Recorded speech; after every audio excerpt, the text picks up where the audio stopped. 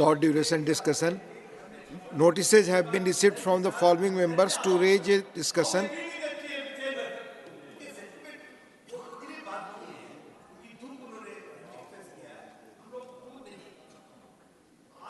जो हुआ है तो टोटल मिसअंडरस्टैंडिंग से हुआ है। किसी ने चरण सिंह को क्यों दिया, किसी ने चैलेंज नहीं किया।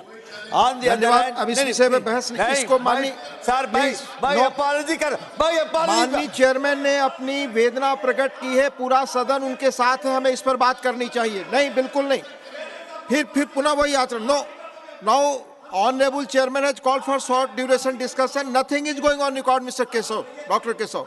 Notices have been received from the following members to raise a discussion on Shri Ram मंदिर की ऐतिहासिक निर्माण और प्राण प्रतिष्ठा, historic construction of Shri Ram temple and प्राण प्रतिष्ठा, श्री राम मंदिर के ऐतिहासिक निर्माण और प्राण प्रतिष्ठा, डॉक्टर सुधांशु त्रिवेदी, डॉक्टर के लक्ष्मण, श्री राकेश सिन्हा। डॉक्टर सुधांशु त्रिवेदी।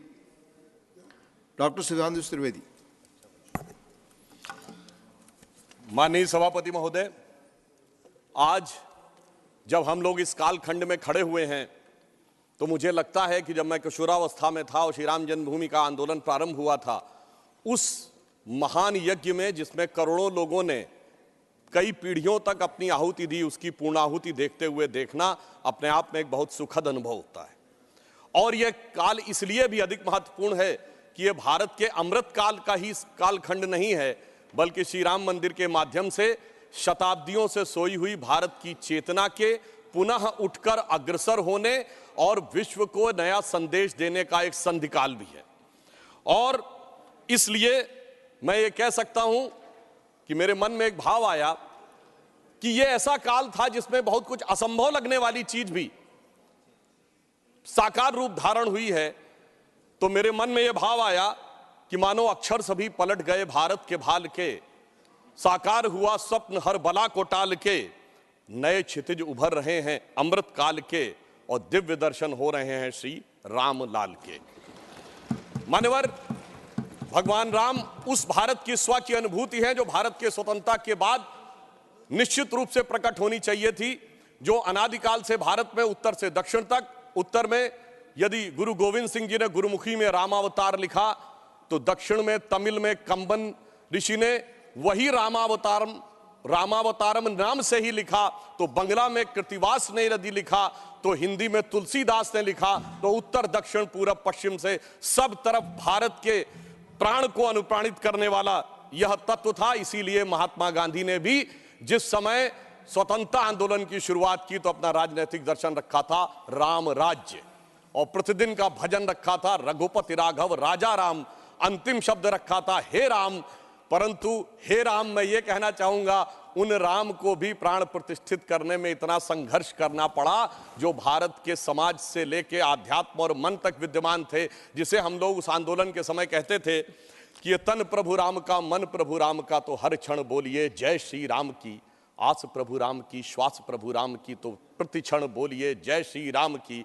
मगर आगे समस्या ये थी तो हम कहते थे शासन चलाए चाहे सीने पर गोलियां, परवाह नहीं कीजिए शरीर और प्राण की, आए आपदाएं विपदाएं भले कितनी, बनाएंगे हम मंदिर सौगंध श्री राम की। और आपदाओं विपदाओं को पार करते हुए वह सौगंध आज पूर्ण हुई। इसके लिए अनेकानेक लोगों ने बलिदान दिया, देवी दीन पांडे जी से लेके सरदार फकीर सिंह से लेके हजारों संतों से लेके कार सेवकों तक और कोठारी बंधुओं तक। परंतु मैं एक बात कहना चाहूंगा, मैं इस विषय पे कोट करना चाहता हूं। 2003 के नोबेल पुरस्कार विजेता वीएस नायपॉल ने एक किताब लिखी थी भारत के बारे में, इंडिया ए वुंडेड सिविलाइजेशन। उन्होंने कहा भारत एक विचित्र देश है जहां पर कि अपनी संस्कृति को आघात करने वाले विषय को पढ़ाया जाता है और आघात करने का प्रयास किया जाता है, इसीलिए उन्होंने वुंडेड सिविलाइजेशन वर्ड कहा। मैं इसलिए कह रहा हूं कि जो इतिहास में प्रत्यक्ष प्रमाण थे उनको भी झुटलाने का प्रयास हुआ। श्री राम जन्मभूमि केस के सिर्फ 2 उदाहरण बताना चाहता हूं।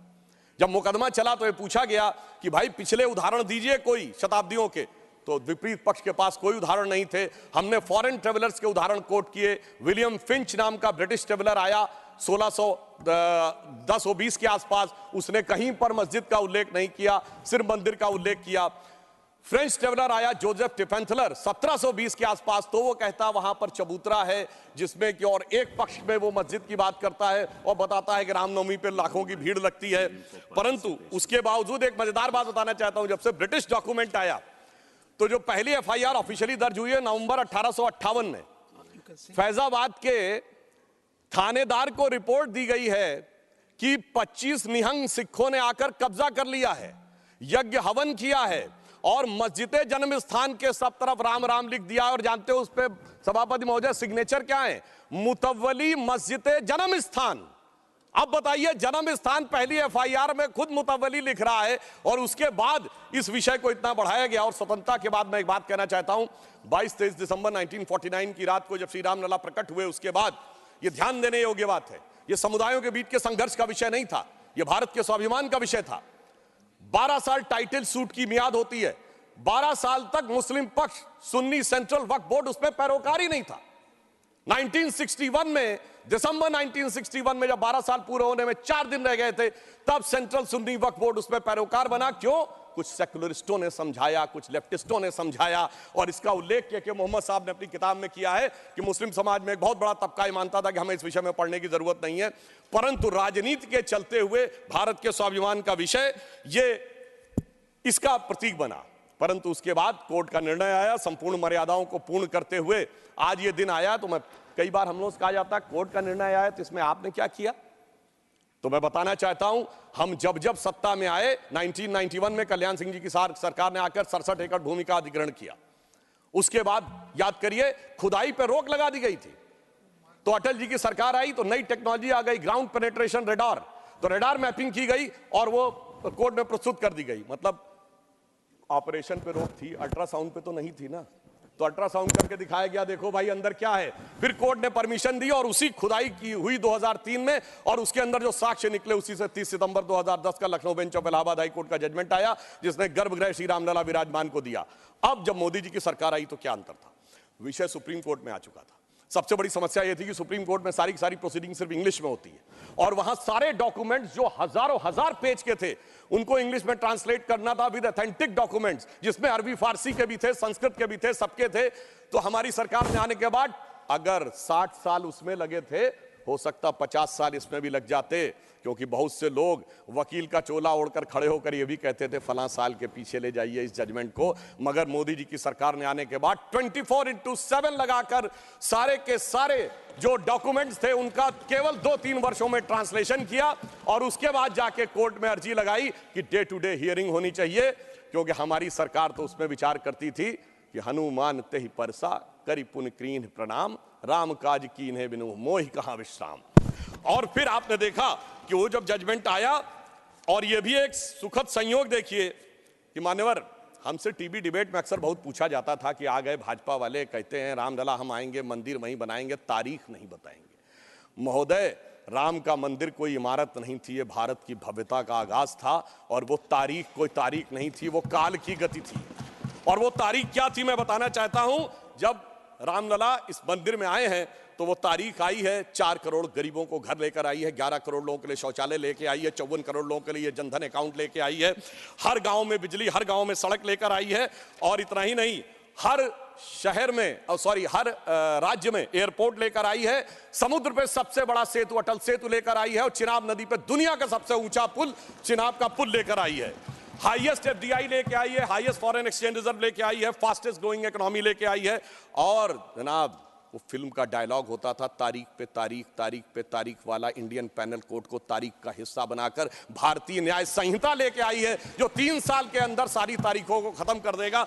मगर महोदय, ये तारीख का राज थोड़ा और गहरा है, क्योंकि जब राम मंदिर की प्राण प्रतिष्ठा होनी थी तो तारीख वो होनी थी कि प्रधानमंत्री को जाना था, यानी तारीख उसका इंतजार कर रही थी कि ऐसा प्रधानमंत्री आएगा जो उस दिन आकर प्राण प्रतिष्ठा करेगा। और वो प्रधानमंत्री भी कैसा होगा, जो कि पूरे राष्ट्र का सपोर्ट लेकर, हाँ बोल रहे हैं प्लीज, अरे भाई बोल रहे हैं madam please, not allowed, please बैठे आप, काहे परेशान, आपको इजाजत नहीं है, nothing is going on record, please. अरे सुनिए, आप बोले। महोदय, प्रधानमंत्री भी कौन होगा, जो पूरे देश का जनादेश लेकर आया होगा और दूसरी बार भी लेकर आया होगा, जो अपने घोषणा पत्र में यह लिख के लाया होगा कि हम राम मंदिर का प्राण प्रतिष्ठा करेंगे, हम निर्माण का मार्ग प्रशस्त करेंगे। यानी 140 करोड़ लोगों के जनादेश के साथ वो तारीख आने वाली थी जिस तारीख का इंतजार था।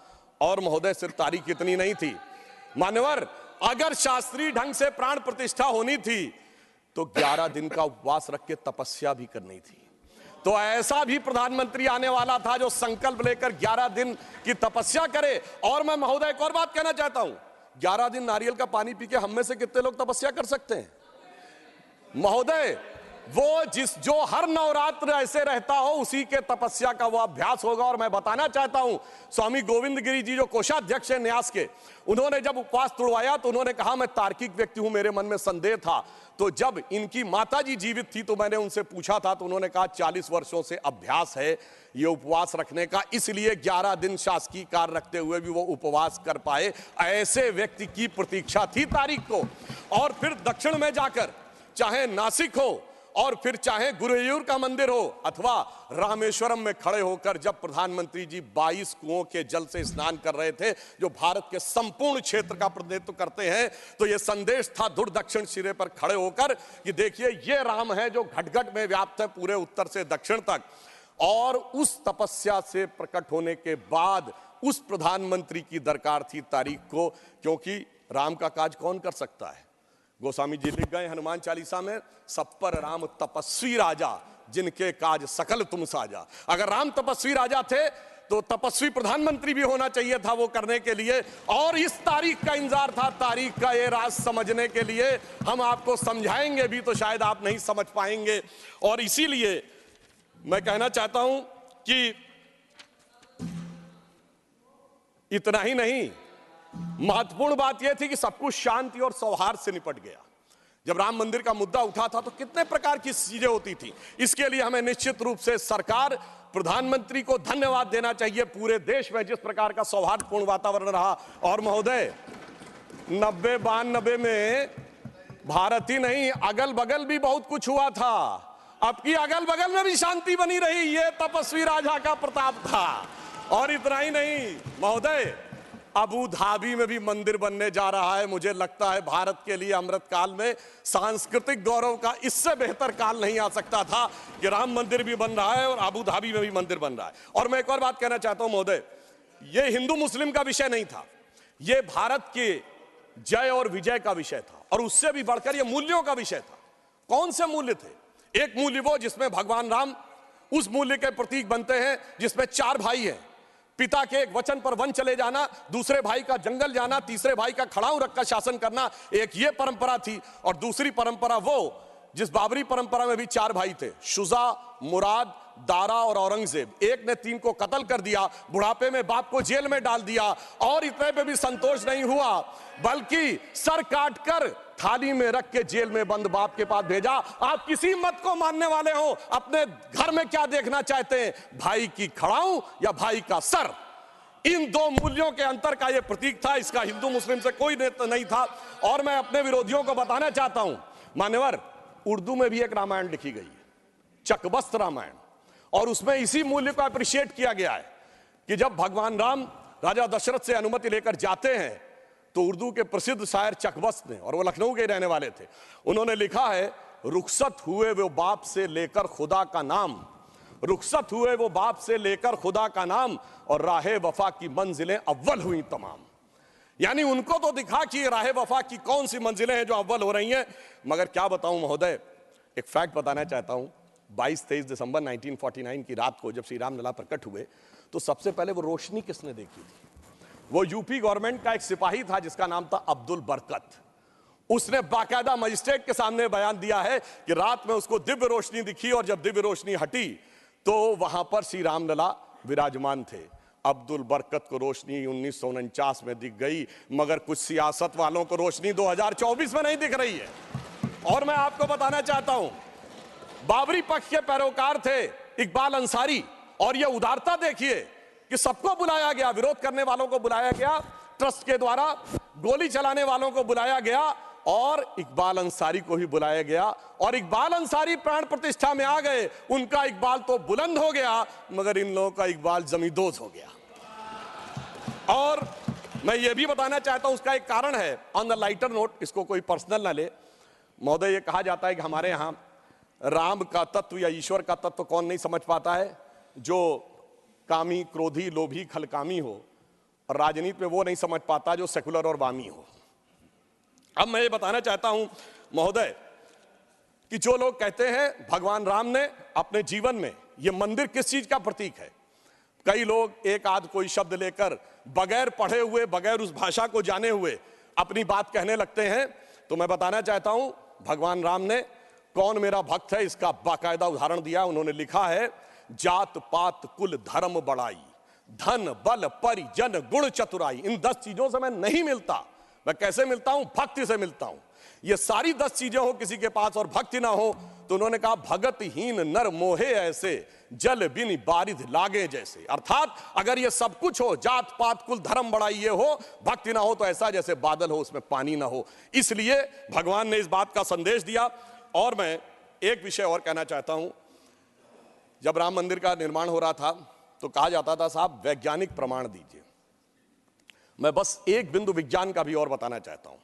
यह विशुद्ध विज्ञान है, क्योंकि अगर आपने रामचरितमानस के शुरुआती श्लोक पढ़े हो तो उसमें बहुत साफ लिखा, सीताराम गुणगाम पुण्य अरण्य विहारिण्यो वंदे विशुद्ध विज्ञानो कबीश्वरो कपीश्वरो। अर्थात विशुद्ध विज्ञान महर्षि वाल्मीकि ने लिखा। और विज्ञान क्या है? पूछा गया था कि भगवान हुए कब, ये तो बताइए, यहां हुए कि नहीं ये बताइए। अब आप ये बताइए कि आज हम समय कहते हैं, उनका एग्जैक्ट टाइम लिखा है। जैसे आज हम टाइम कह रहे हैं, दिल्ली में कुछ और है, लंदन में कुछ और है, तो एक जीएमटी ग्रीनिच मीन टाइम बताया गया। पर अगर आपसे पूछा जाए टाइम का एब्सोल्यूट मेजरिंग पैरामीटर क्या है, which is equally applicable on earth, moon, solar system and any point in the space, it is only the relative positions of planet। और भगवान राम का वो exact relative positions of planet, जो Einstein का 4th dimension कहा जा सकता है, वो लिखा है कि मेष राशि में सूर्य था, मकर राशि में मंगल था, तुला राशि में शनि था, मीन राशि में शुक्र था। और जब नासा ने अपने प्लेनेटोरियम गोल्ड सॉफ्टवेयर में डाला तो 5114 बीसी की डेट निकल आई। इससे ज्यादा किसी को सबूत चाहिए? विज्ञान का वो सबूत मिला। और इतना ही नहीं, मैं बताना चाहता हूं, जिन लोगों ने अगर पढ़ी हो तो भगवान राम के जन्म के समय लिखा है कि चैत्र मास के समय शरद ऋतु थी। अंगद बताते हैं कि अश्विनी मास यानी आज के अक्टूबर के समय वसंत ऋतु थी। और इतना ही नहीं, कहा गया जब किष्किंधा से भगवान निकलते हैं तो धूमकेतु टकराया था मूल नक्षत्र से। और जब एस्ट्रोनॉमर्स ने इसकी गणना की तो वो ठीक डबल हो जाता है, 14,000 साल पीछे आता है।